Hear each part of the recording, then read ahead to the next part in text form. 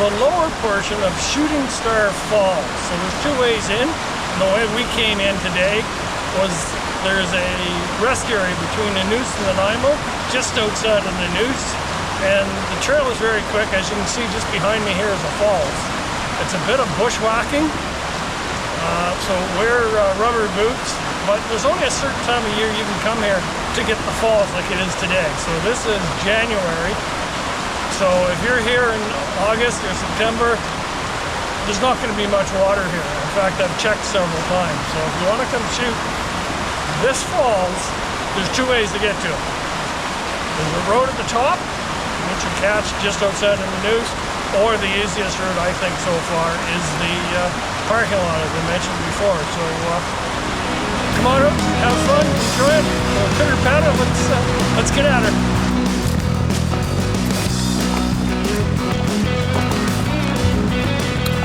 I was able to find the trail after the last picnic table. So, and there are a few trees that you're going to have to go under and over, but the trail is very easy to follow. It really wasn't that difficult.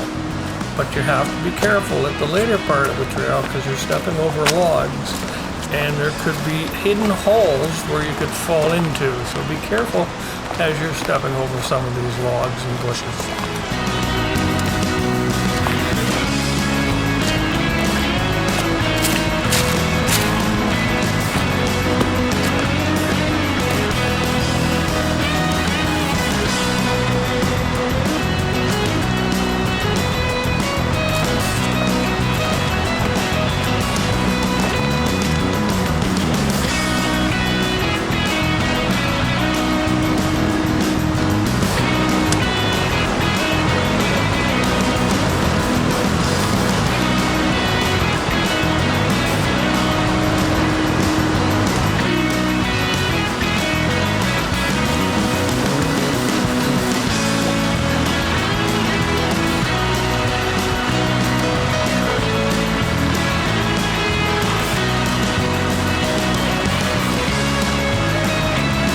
So at about halfway across the stream, and almost falling on my butt, thank heavens I had a hold of that tree branch.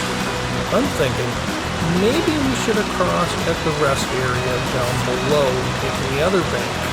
But that's not the way the path went. So there wasn't a lot of places for me that I thought that I wanted to take pictures from. The water was fairly high. It was over the top of my boots and it was rushing fairly well. So two of us tried to fit into a fairly small area, stand in the water, and you have to be careful because the rocks are slippery and wet and are loose. So we spent probably a good 35-45 minutes in there taking pictures.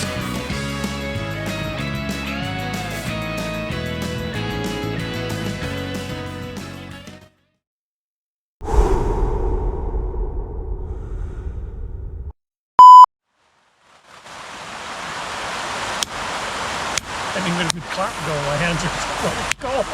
Here we go. They're so cold.